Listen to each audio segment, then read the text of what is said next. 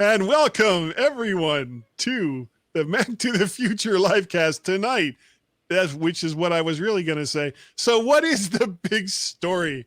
Oh, how about 4 huge tech giants being called up by Congress to answer questions that they think they know the answers to, but probably don't. That and more tonight on the Mac to the Future livecast. Go!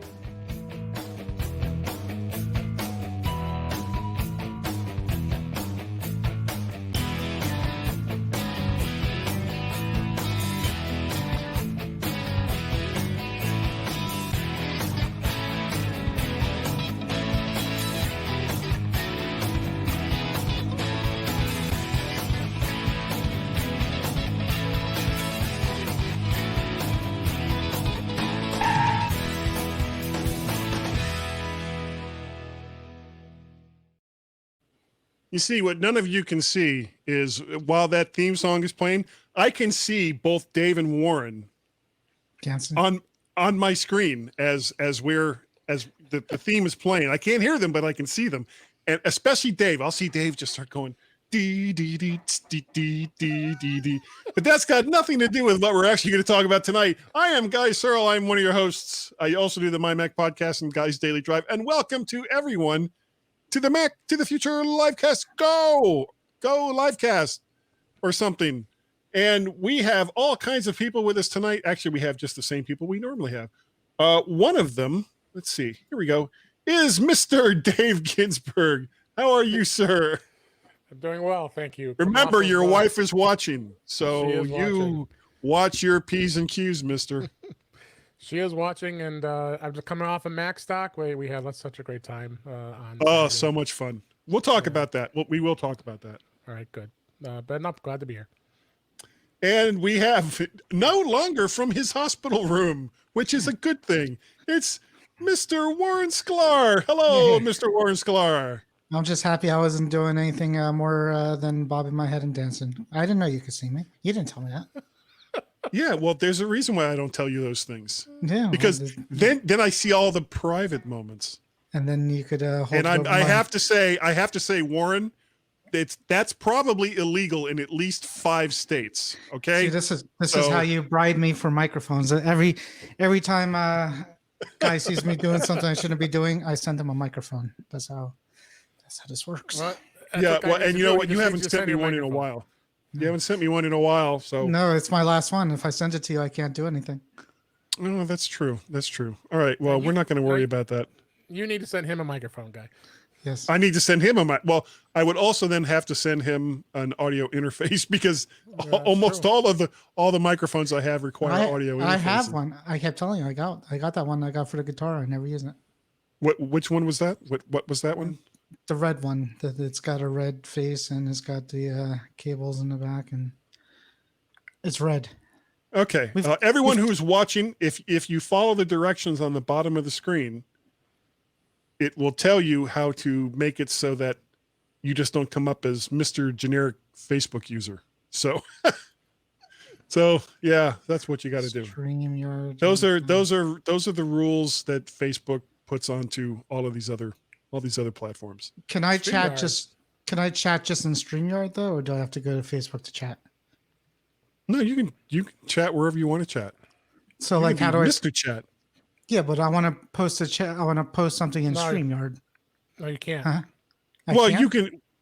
You can. Actually, I don't know because I don't know what it is that you see as compared to what I see. There's no place to put it in the chat. Okay, well, you can do it in Facebook. Yeah, I don't want to go to Facebook. Yeah, you can type it in Facebook and it'll turn up here. Guy, I'm looking at a chat log and people are talking and I just want to go into this chat log and put my cursor and say hello and I can't do that. Let's see. All right, let's go. Nope, I can't either. That's just stupid. Yeah. Well, I'm sorry. I can share my screen. That's how it works. Should I click the having issues button? No, do not share your screen right now. Okay. It is utter chaos. It is chaos on this show. All right, some quick takes. Fujitsu has released a new ScanSnap 64-bit driver that will finally support older scanners. And that is actually huge news. I'm actually very stunned that they did that. What was that? He's showing us. What is that? It's a snap scan. Oh, okay. Well, you'll finally be able to use it. Yeah, well, but it worked before this, and I had a 64-bit driver, so I don't know what you're talking about. Well, let's put it this way: it used to work. It used to work. It was a big discussion. I was on Chuck Joyner's show yesterday, and yeah, I saw that. It's a 64-bit. It's a 64-bit driver, and for some reason he was. I mean, everybody's been saying this article actually was in Tidbits. Saying that the driver was never available for the much older ScanSnap. That might be maybe, but this one they released new software about a year ago for it. It's fine on 60. Yeah, but how old? I don't know. They're talking about scanners are probably 10 years old at least. Well, come on, yeah, that's just craziness. Yeah, that's like stuff Guy buys. Yeah. Wait. What? Hold on. Oh, hey. Yeah. Hey. I bought that. I want it to still work, but it doesn't. Okay. Speaking of old. Yes, Mac. Oh my God. Mac OS 8 is now an app that runs on Mac OS. So if you just feel the need to get your Crystal Quest on, this will do it for you. I don't know if you guys ever see that game before, Crystal Quest? I didn't see it in the emulator, so I was hooked on that game on my old Mac Plus. It was so much fun, and all of the time. And I was using like a trackball then too. So you'd be sitting there trying to get around this one obstacle, and then some of the little things that are flying around the screen would shoot you, and then the words would flow. Not the good words, but the words would flow. And because I had very small children at the time, I had to be very careful when those words would flow because it was not good. So yeah, well, why Mac OS 8? Why not 9? I don't know. It's just they have an emulator. I ran it. I just launched it about an hour or two ago, and I noticed my fan started revving up. So I said, "That's it. I'm done with it." Yeah, because everybody wants to run a 20-year-old. Yeah, actually, it's more than 20 years old. It was fun to look at. I mean, but it's like 25 years old by now. It's kind of pointless, honestly. Well, like I said, Crystal Quest or the old Prince of Persia game. You could play that in glorious black and white. Oh, wait, no. I take that back because Mac OS, everything past Mac OS 6.04 or everything System 7 and up was color or could be color. Okay, last one you've got here. This is fantastic news there, Dave. New Universal movies will come to iTunes and on other online platforms just 17 days after theatrical release. And that's huge because the movie theaters aren't open now. So that means they'll never, ever be seen, ever. Why even 17 days? So it could... Well, that's the deal. That's the deal they made with Satan, Warren. Weren't you listening? Yeah, but the movie theaters. So what? The movie theaters are closed for 7 days, and people are just going to be watching. Nobody could go to the theater. And this is 16 days. 16 days, 5 hours. 16 days, 5 hours. But then they'll have to pay. Because right now, first run movies when they first come out on most major platforms are in the $15 to $20 range. Which to buy. Yep. Chances are 17 days after, first they'll do the whole rental thing. They'll get as much money as they can from rentals. And then when they finally get around to letting you buy it, I'm guessing it's going to be well in excess of. They've been doing the other way around, Guy. They've been doing it recently. Seriously, streaming. Yeah, they've been released like they released released streaming for free. That one was, but a lot of movies are released to buy first for the $20, and then they let you rent it. So they swapped it around. They want you to try to buy it first before you're able to rent it. Well, yeah. Well, there's no physical media, so why the hell not? You can get $3 to $4 on a rental, but 20 for. Yeah, that's why they're doing a movie that just costs you some bits. But nobody's doing bandwidth. Yeah, but personally, like I I have little need to buy movies, and I'd rather rent them than buy them. And so, like, a lot of times you'll see a movie that you want to watch, and it's like, oh, you could buy this for $20, or you have to wait like 3 weeks. You know, that sucks. That's what they do. But anyhow, yeah. Hey, Dirk. Oh, I forgot to turn this back on. There we go. Oh, now we know. Now we know where we are. We weren't sure where we were before. All right, so moving on to the main stories, there was a big thing that happened today. 4 of the big tech giants were called before Congress virtually because nobody and all the most of the Congress people that were there in the room were all masked up. But they had let's see, Tim Cook, Jeff Bezos, Sundar Pichai of Google, and everyone's favorite, and let's hope this doesn't get us kicked off, Mark Zuckerberg of Facebook. And they were asked all kinds of questions. Leave Mark alone. Yes. What did Mark ever do to you? All right. Let's see. Some of the important things that were asked. Did Google and Amazon use, I can't even believe I have to say this. Did Google and Amazon use their platforms to grab information on competitors and or products that they could create and sell themselves? Yeah.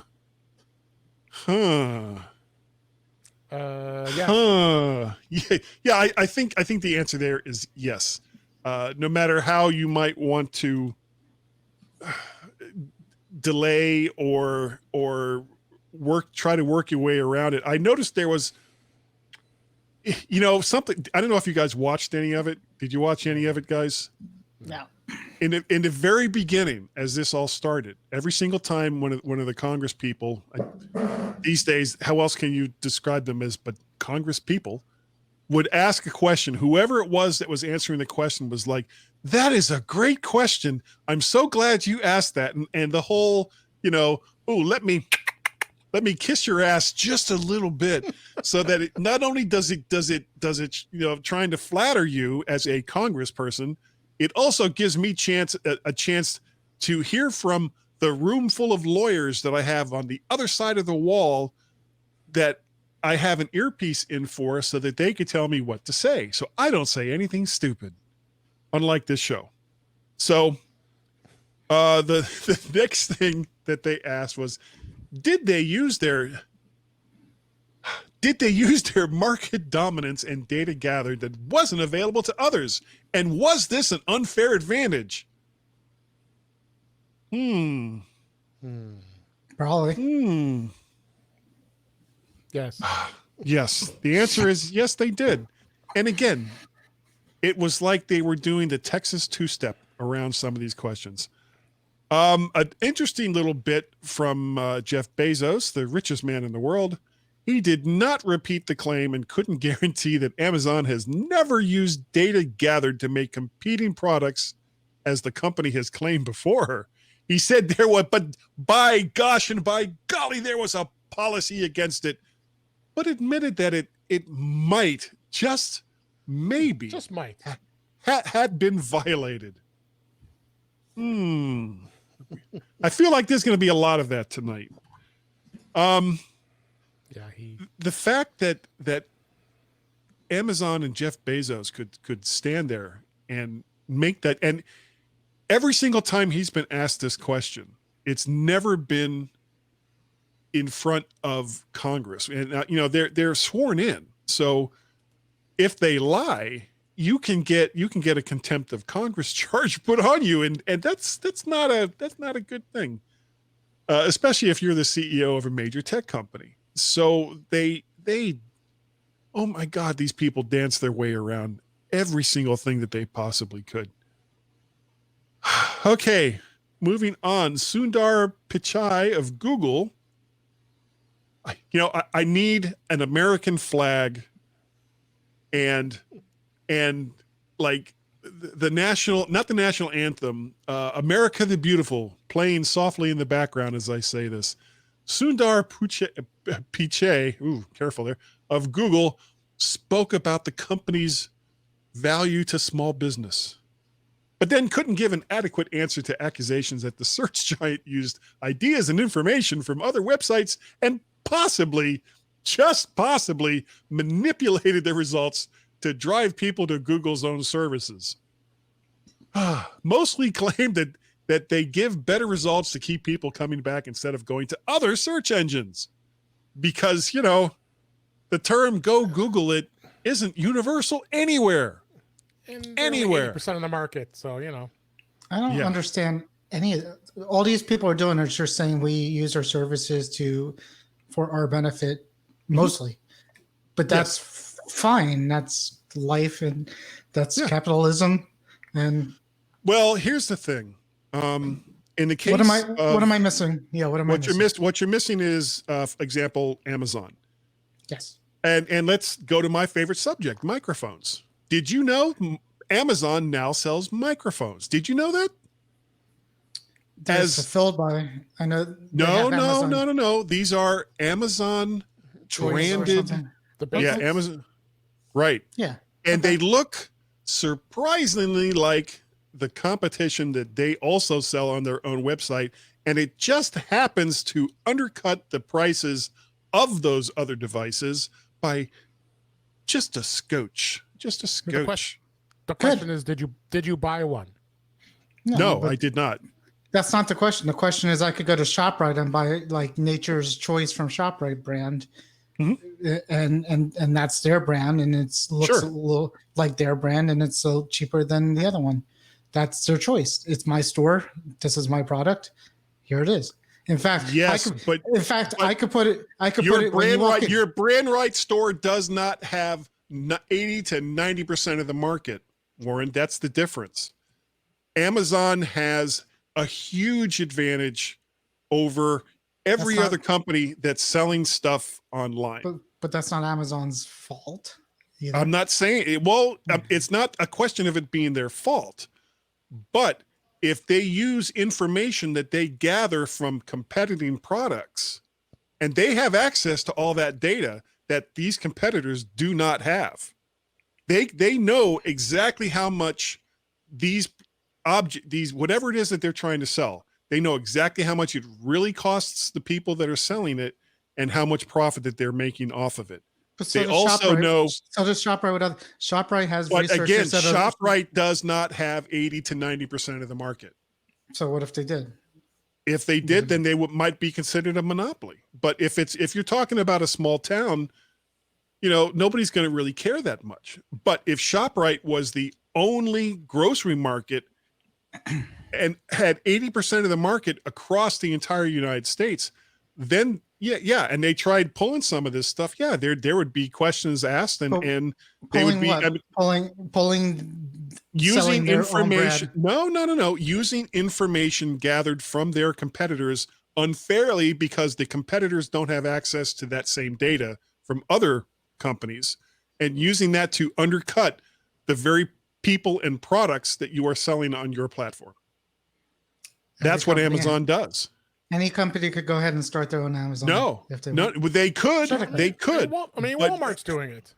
Yeah, but the difference is Walmart doesn't have that huge of a market share. Amazon does. Amazon, they're the biggest retailer in they're in the biggest. Yes, retailer. they are. Yeah, and why? Retail. Because number one, basically what Amazon did was do what Walmart did, except they did it online instead of retail, and it didn't make it any better when Walmart did it. And for Amazon to try to claim innocence in the face of this it's ludicrous. They have used information that they have gathered from all of these other companies, and they use it to their advantage and to their competitors' disadvantage. Now, if those competitors also had access to that data, I would not be complaining, but they don't. In my town, Guy, we have a CVS and we have Matt's Pharmacy, and people, because all prices are lower prices at Matt's. Matt's. So people on the Facebook groups, they're like, go to Matt's Pharmacy, support local business, blah blah blah. They're great, and I'm sure they are. But all companies started small. And CVS was a one-store building at one point, and as soon as I don't think they were called CVS then. Called something else. I don't know. But I get your point. I get your point. I support local business. I support Walgreens. Walgreens was from Chicago, so yeah, I mean, yes, they are. Exactly. Starbucks, like I go to Starbucks. Starbucks started in Seattle on a street or wherever. And now they're on every corner. That's not their fault, and that's not their problem. I mean, that's what they wanted to do. Well, it is kind of their fault, but yeah, it's the fact that other people can't compete isn't their problem. I just hate the witch hunting of going after these big businesses because they're big businesses trying to make money for themselves. I don't think this is a question. I mean, you could say the same. There was a reason why the railroads were investigated as monopolies. There's a reason why only if you get four AT&T, American Telegraph, only if you get Reading and telephone were investigated as monopolies. Sorry. It's why Sears was investigated as a monopoly back in the days when catalog sales were everything. Yeah, and Ed Eisen says the kids edition of the Echo Dot is more expensive. I could see why Amazon's being investigated. Yeah, because they're charging more for the kids version. They pad it. So one of the four dodged the question if China steals techs. How come I don't see the comments on the right-hand side coming up anymore? Because you got to click comments. You're in private chat. No, I am in comments. And the last comment I see is "We see you" from you. And that's it. So, I don't know. coming up. Yeah. Stopped. They're there. I see him. Apparently it's rainbow colored. It's rainbow colored, yeah. I don't know what that means, but I'll show it anyway. It doesn't have the clock because they have one with a clock now too. Okay. With the Echo Mark Zuckerberg of Facebook tried to downplay the server's dominance, and this was the same trick that that Tim Cook tried by pointing to other services to deflect away from some of the hard questions. Zuckerberg commented, "In many areas, we are behind our competitors. The most popular messaging app in the U.S. is iMessage, which is not called that anymore. The fastest growing app is TikTok. The most popular app for video is YouTube. The fastest growing ads platform is Amazon. The largest ads platform is Google." So a little case of let's throw these other three guys under the bus so that they don't look too closely at Facebook. Whatever. yeah, it was a little bit lame. Let's see. There's a comment here from Facebook user. They might not be monopolies, but they definitely use their platform to an advantage. That is against antitrust rule. I don't know if I necessarily agree with that. I think using the information that you gather to advance your platform isn't necessarily against antitrust rule. It's what you do with that information that can get you in trouble. That was why Microsoft got in so much trouble in the late 90s. And it's why some or all of the big four that we're talking today might be in trouble for similar reasons. That's Rolando, by the way. Yeah. Oh, was it? Okay. It didn't say that because you have to go to StreamYard.com/Facebook and then click OK. That's what you got to do to make it work. It's right there on the bottom of the screen. Come on. Yeah, but you can't click this link. I want to click this link that's scrolling on the screen. You have it's to. Not a link. You got to. It's not a link. You got to type. You got to type it. You got to use your fingers. Type it in. I know. It's so hard. You know what I could do next week? What I'll start doing is I'll put the link. I'll put the link in the show notes that get posted up there. Oh wait, no, it is there. Actually, I have it right there. It's in.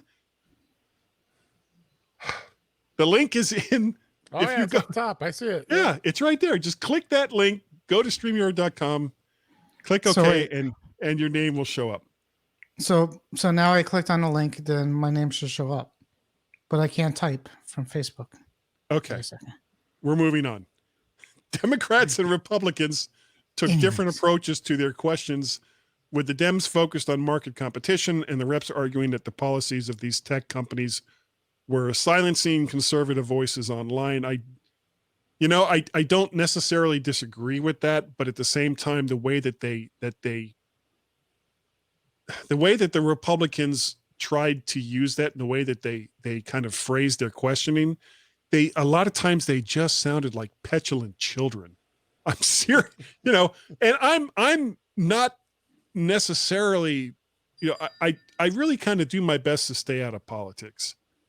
What? But as I listened to, stop it.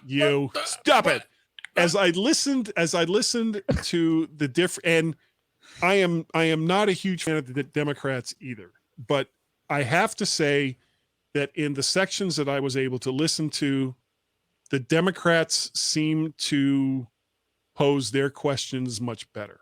And it seemed to be more on point as compared to what the Republicans were doing. And anyways, moving on from there. Don't even know. So what are some of the consequences that could happen based on this? Some of the potential changes could be stripping out of the protection that shields these companies from legal responsibility from what's posted on their sites.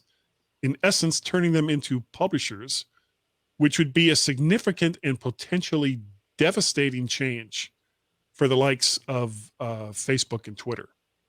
I mean, what are we talking, like a government? Like, the only way you're going to get around this is if the government starts like an Amazon service, or a government starts a Google service, and it becomes like Russia. No, because you can't expect a company to invent what they a service do, that doesn't benefit them in some, like, for way. example, in the case of Apple, they could force Apple to divest themselves of the App Store that sells apps for iOS, iPadOS, and the Mac OS.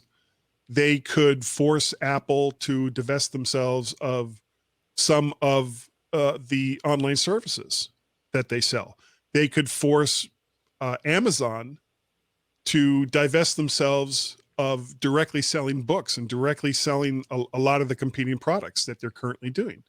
As far as Facebook goes, if they force Facebook to become a publisher, essentially that could really, it could almost kill the platform, because at that point they would have to create algorithms that would look at posts before they go online.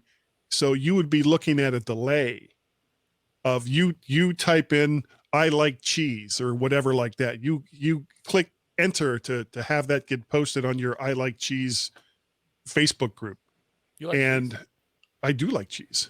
I'm not going to start a Facebook group to liking cheese, but I do. I am a cheese fan. I am. But at that point, there would be a delay. Nothing's going to happen with any of this. So let's just. Well, we don't necessarily know that. Chances are no, because you're looking at to do some of the things that they would have to do if they were declared to be. This is really the first step in a very, very long process, and it would be a long process if they really and truly wanted to declare any of these companies or services to be monopolies. That the penalties of that would be probably determined by however they say it was, the harm that was made to the overall market. Like, for example, bringing it back to Apple, when Apple tried to do the publishing deal with books, even though they had like almost zero presence as far as books go, it was determined by the courts that Apple creating exclusive publishing deals where publishers couldn't sell books cheaper than the prices that they offered to Apple was of harm to the overall market, even though Amazon even then had 85 to 90% of the book market. So even with zero presence, Apple was still punished for trying to break into this market. And how much lobbying was done by Amazon, I doubt any of the people involved in making this decision would be willing to admit, even if it, whether it was true or not. But, this is a case where a company trying to get into the market was punished because it was determined that their presence would be what's a good way to put it? of a detrimental effect to the average person that wants to buy books. Not really said that eloquently, but that was that's about what happened. Rolando said I wouldn't say that there already is a bill in the works to better regulate these platforms as it is. But what does that mean? Here's the thing: you read sound bits from a lot of the, not so much the tech companies, but people that report on tech, whether it's MyMac.com or BuzzFeed or whoever, or CNN, AP, whoever it is you get your news from. And they throw these sound bites out that don't necessarily really mean anything. What does it mean when they say that? What does anything mean? Well, I don't know, Warren. That's why we have live casts. Part of why. All right, let's move on. Ed Eisen says Apple got screwed over by the courts as an independent publisher. If I sell for 99 cents on Apple, Apple takes 30%. If I sell for 99 cents on Amazon, Amazon takes 65%. But Amazon will drop to 30% if I raise the price to $2.99. Now you tell me who is nudging prices. It's also why I'm probably exiting the Amazon store. I wasn't aware that it was that egregious, but it doesn't surprise me, because 30% of $2.99 is a lot more than 65% of 99 cents. So what did Tim Cook say? Tim Cook says that he tried to shield Apple by claiming that Apple does not have a dominant position in any of the markets they competed in. So same kind of thing that Zuck tried to say, which, while true, might not fly in the face of both iOS and iPad OS stores not having any competition. The number of apps created by Apple that compete with private app makers, giving Apple an unfair advantage in recognition, or the 15 to 30% fees for paid apps and subscriptions. Now, I'm not agreeing with all of that, though I did write it, but I don't necessarily agree with all of it. But this is the basic argument that is given, that even though Apple has less than 20% of the smartphone market, they have 100% of the iOS App Store. They have 100% of the iPad OS App Store. They have 100% of the music and movies and TV stores that they have on the Mac. Now you can, on the Mac, it's a little bit different, because you can go and get apps, for now at least, from other companies and other sources. Same thing with music and TV shows and movies and all the rest of that. But it's a very strong platform for Apple, and there's a reason why it has been gathering more revenue and profits for Apple than even their Mac business. I mean, it's that part of Apple's business is now like their second biggest moneymaker after iPhones. It's bigger than iPads. It's bigger than the Mac. And it in some ways, if you include the fact that it helps sell iPhones and iPads, you could almost say that it's just as important, if not more important, than actually selling phones. Yeah. So, but what he said, we're going to get to this. Tim Cook says, in more than a decade since the App Store debuted, we have never raised the commission or added a single fee, which is true. In fact, we have reduced them for subscriptions, and a little bit of editorializing by me under protest, and exempted additional categories of apps. The App Store evolves with the times, and every change we have made has been in the direction of providing a better experience for our users and a compelling business opportunity for developers. And I don't disagree with any of that right there. I think that's all very true. It just comes down to something that's being said right here. The problem with Apple is they are selective of when to apply the rules. They are very, very selective. 65, was that in a quarter or was that a year, Mr. Facebook user? That should go to the link that's there. It's Rolando. It's Orlando. Rolando. Rolando. Rolando. Oh, okay. So I'm not going to sing, even though I just did. So that's where we are. So I've been doing a lot of talking. So let's go to Dave. Dave, what do you think about all this? Well, I mean, I think no surprise that all these CEOs are defending their companies, and they're saying that this is this and this is this, and I mean, I have no really straight opinion. I didn't watch it, so I can't really give you an exact comment or opinion on it. But the comment from Bezos, I'm not surprised with that guy. I mean, he's just snarky and just expects that that Amazon's just going to be, we do what we want. We're the biggest company. We can do it. Tim Cook, I think, did a good job with defending what Apple has to say, and Zuckerberg, no surprise. I mean, I think that was kind of silly, him sitting there defending that all these other companies are do better than we are, but meanwhile, their privacy is horrible, and they can't protect anybody. That's why people are so against Facebook. And there's lots of people who are just flat out refuse to be on Facebook, and I don't mind it. Warren's a very big Facebook user, obviously, but you that's the biggest thing with this whole thing is privacy and dominance in their marketplace. So, okay, hey Warren, what do you think? I think if you take these 4 companies away for a week, let's see what people think after that. People would lose their minds. Yes, they would. I mean, it's life is different. Everything's online. There's privacy issues. There's going to be, for Ed who selling his book. Yeah, they took a lot of money, but he used to have to he would have to drive out to the Barnes and Nobles around the Northeast region to get his book into the stores. It's changed.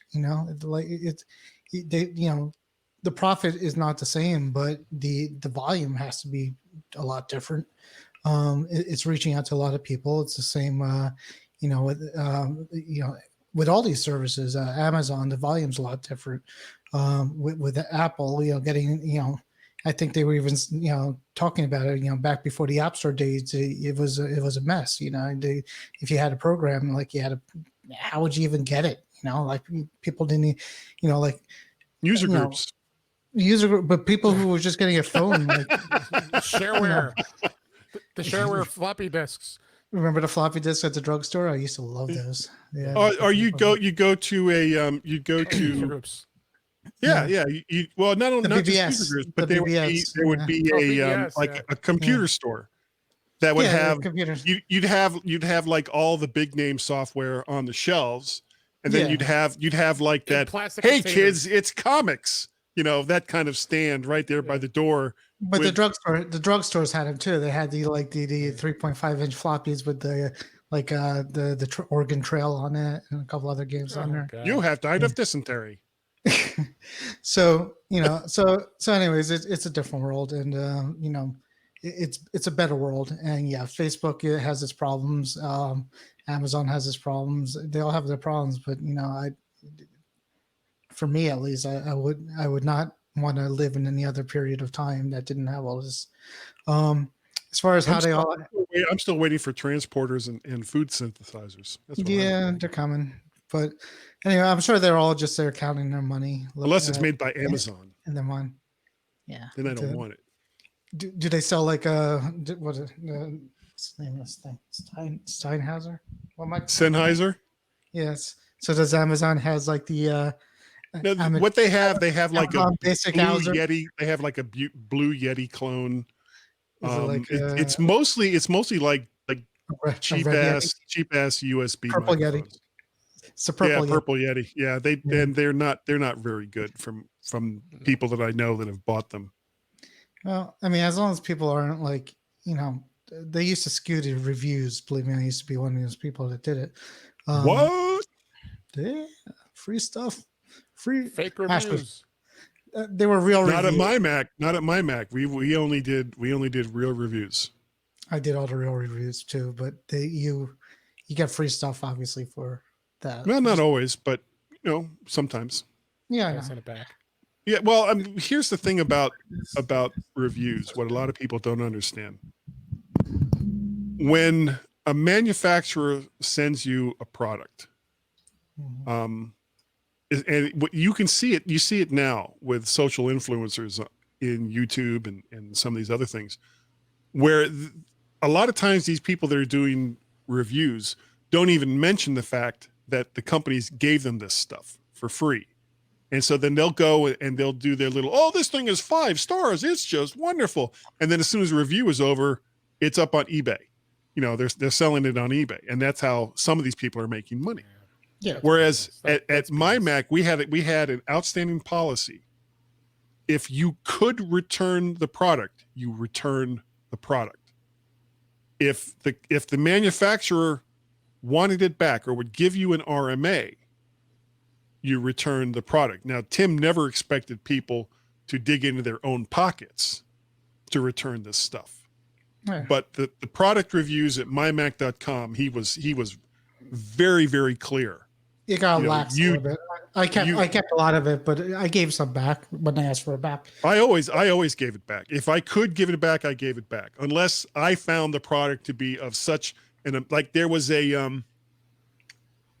Wi-Fi hard drive enclosure that at the time was just amazing. And the company wanted it back. And I was like, well, I'd really like to keep this. Can I just buy it from you? And they gave me, it was like a 10% discount or something. I mean, it wasn't like it was, oh, just send us what you want to send us, one of those things. No, I had to pay almost full retail to keep the product that they had already sent me. Yeah, but if they had insisted on getting it back, I would have sent it back. I had better luck, which is good. But anyhow, I don't do that anymore. But anyways, what I was saying is I think we live in a pretty good world with the internets and the Facebooks and the Amazons. And sure. Especially now, I mean, you know, during COVID, it's, you know, being able to buy things on Amazon, being able to connect on Facebook, being able to Google. It's probably the only thing that's kept our sanity.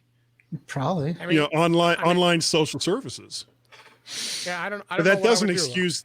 Yeah, that doesn't excuse like potential. What's a good word without being overly dramatic? Violations of something. I don't know. I'm running out of brain power. Me too. I'm a consumer of all 4 of these companies. I mean, sure. I've been for a very long time. I think all 3 of us have been. So I just couldn't see if any of these disappeared, it would be sad. I think. You know, something would replace them. I mean, I've been on Amazon since 1998. I look at the year when I officially signed up. Yeah. It's a long time. I mean, it's like that's 22 years. And Facebook, I've been around, you know, a long time too, and of course Apple and MySpace, Friendster. Sorry. Yeah, Friendster, all those other ones. So yeah. Bottom line is, as much as we complain about. AOL, it's CompuServe. So as much as we can complain about all 4 of these companies, we also you've got spam. Yeah, we use it. So yeah. I mean, the thing I heard today. The thing I heard today was these four companies could buy out their entire competition right now if they wanted to, easy, except for each other. That's what they were saying. That's amazing. Their values. Their 4 values. Absolutely. They could. What if tomorrow? If they were allowed. Right. You know, they still have to go. They have to go through U.S. and European regulators right. to. But they have the money to do it. So right now they have the money. Yeah. To say I am going to buy out any competition. They can't just freely buy out competition. It just doesn't happen. I mean, look at how they scrutinized when T-Mobile and Sprint merged. I mean, it ended up finally happening, but you know, it was years in the making. It took a couple of years, but they had already started making concessions.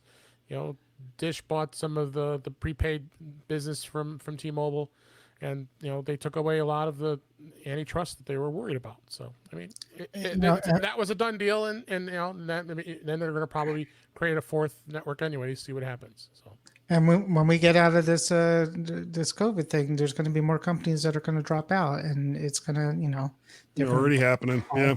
Yeah, they're going to buy them out, and that's how it's going to go, and we have to deal with that. Okay, well that's our show for tonight. Deep. So yeah, it was fun, and I have an ice cream headache, so that says it was a good thing. We're going to start with Warren, I think, tonight. Warren, if people wanted to get a hold of you, how the hell would they do it? Well, these days, who knows? I'm here. I'm on Facebook. Mac to the Future Facebook group. I'm doing, I think, a show tomorrow, Dave. We're doing the show. Yes, we are. Thursdays we record. And that's it. That's how you get me. But don't be scared of Facebook. They love you. Mark loves you. He rubs his hands together as he says he loves you. Dave, I know I kind of skeeved myself out when I said that. Dave, how can people get a hold of you? Although we did forget to talk about Macstock, but you know what? We're gonna jump right back in it. Actually, let's go this way. Woo! Warren, whoa! See, Warren's unhappy. I mean, I think we should just at least spend a couple minutes on it. I think so too, because it was great. I mean, I honestly, for people who don't know, Macstock 2020 was canceled due to COVID-19 early on, as a matter of fact, because Mike Potter, the head muckamuck of Macstock, knew going in that it just wasn't going to happen. So, along with Dave's help and the help of quite a few other people, I wasn't there from behind the scenes, and David had to speak on that. But they pre-recorded 6 different presenters. It's okay, a lot of people, and they had a virtual Macstock where most of the presentations were done in like an interview style, which actually worked out very well because that meant Mike could kind of control the message and keep people on focus, to keep it that the 20 minutes or so typical Macstock kind of time limit that was put on presentations. And they had the lunchroom, a virtual lunchroom that people could go and hang out at in between the segments, and there was some fabulous stuff that happened there. I'll tell you right now. I was challenged to do a podcast from the virtual room, and for the most part, I succeeded. There were some things that I would have done very, very differently if I'd had a lot more time to set up. But I put the whole thing together. Well, no, I'm serious. I mean, I'm not really. I put the whole thing together in like less than 10 minutes, going in between Rogue Amiga apps. I enjoyed it. It was a lot of fun. It was a lot of fun. And it really, to me, for me anyway, it really brought the theme and the feeling of being at Macstock, because somebody actually said it wasn't going to be Macstock unless you would walk out into the lunchroom and find me at the table trying to make all of the tech gear that I'd brought from Virginia working.